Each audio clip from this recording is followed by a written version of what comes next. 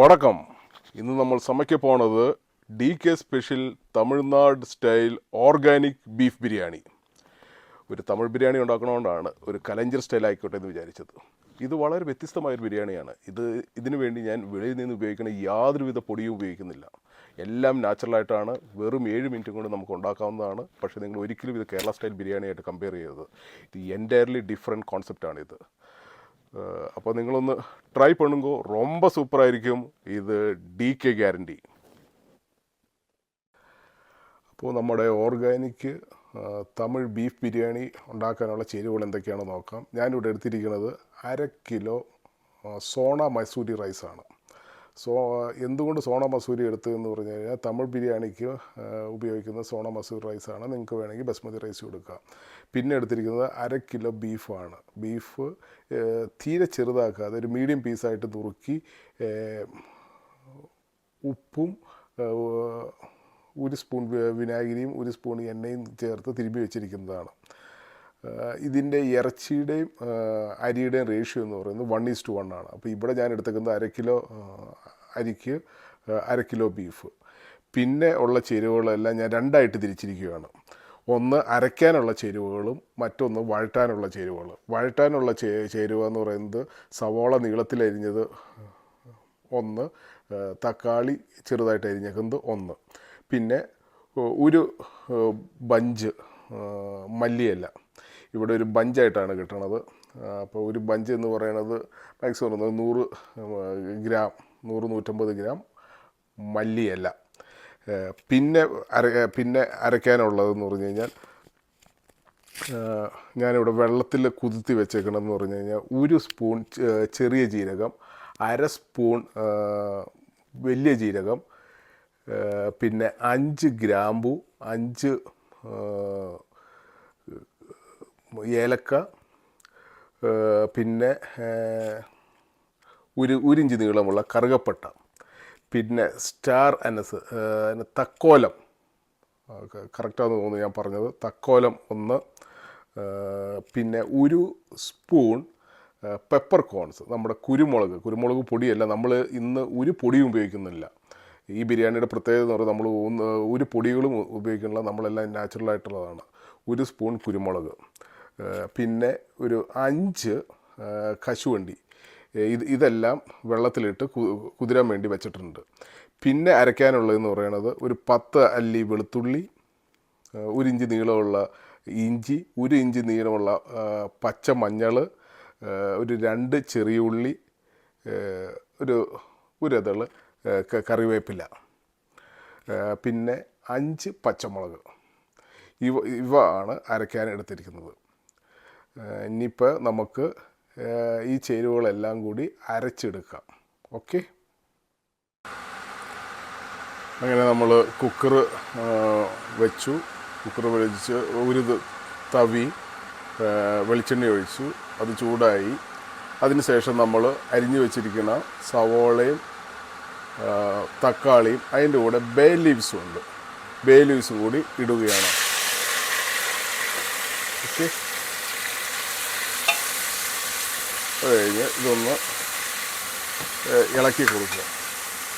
ഇളക്കി കൊടുത്ത് ഇത് നല്ലോണം വഴറ്റിയതിന് ശേഷം ആണ് നമ്മളിപ്പോൾ അരച്ച് വെച്ചിരിക്കുന്ന നമ്മുടെ മസാലക്കൂട്ട് ഇരിക്കുന്നത്.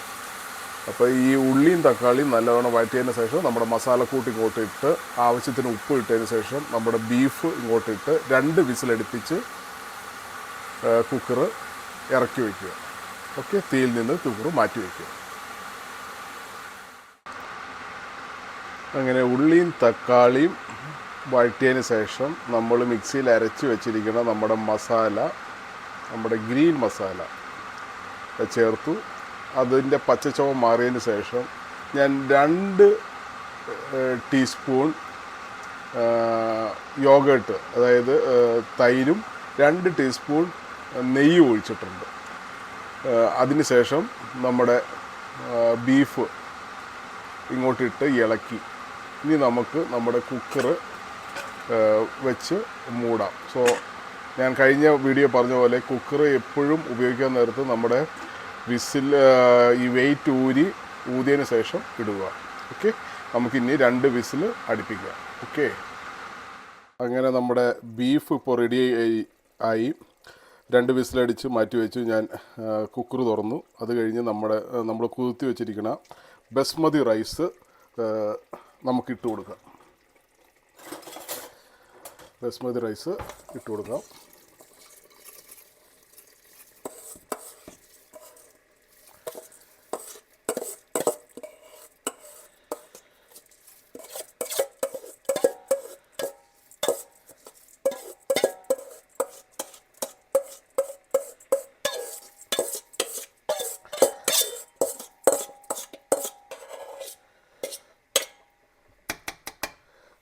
അങ്ങനെ ബസ്മതി റൈസ് നമ്മൾ ഇട്ട് കൊടുത്തു.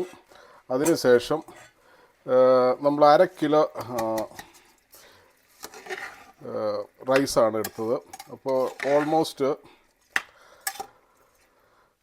1.25 ഗ്ലാസ് എടുത്തിട്ടുണ്ടായിരുന്നു. എൻ്റെ അളവ് ഗ്ലാസ് 1.25 ഗ്ലാസ് ഉണ്ടായിരുന്നു. അപ്പോൾ നമ്മൾ ഇതിൻ്റെ കണക്കെന്ന് പറഞ്ഞു കഴിഞ്ഞാൽ ഇരട്ടിയാണ് വെള്ളം ഒഴിക്കുന്നത്. എത്ര അരി ഇട്ടോ അതിൻ്റെ ഇരട്ടിയാണ് വെള്ളം ഒഴിക്കുന്നത്. അതുകൊണ്ട് നമ്മൾ ആ വെള്ളം ഒഴിക്കുകയാണ്.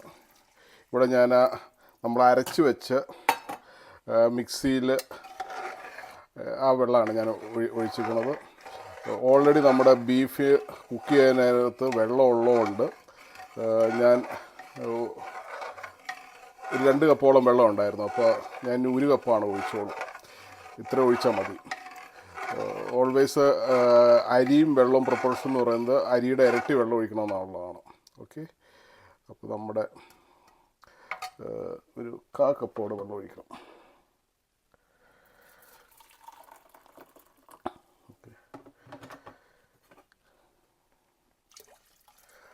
ഓക്കെ, അപ്പോൾ നമ്മുടെ വെള്ളം കറക്റ്റായി.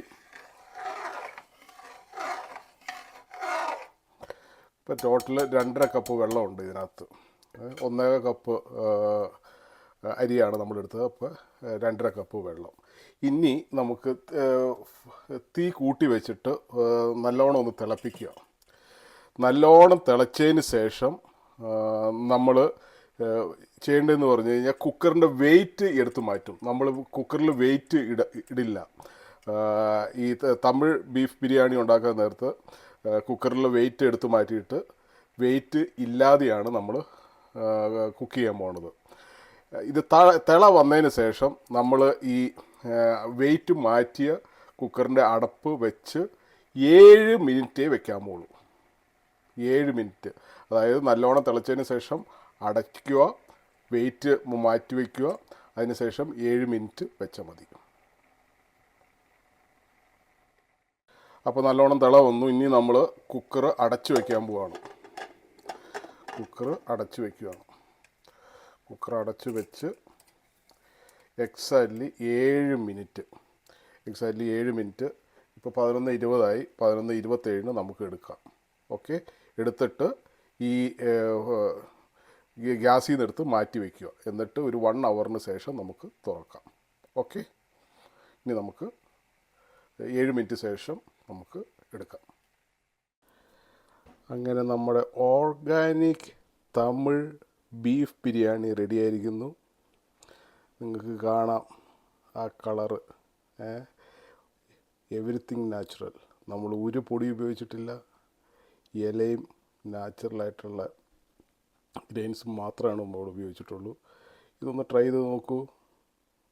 വളരെ ഹെൽത്തി ആയിട്ടുള്ളൊരു ബിരിയാണിയാണ്. Okay, thank you. Bye bye.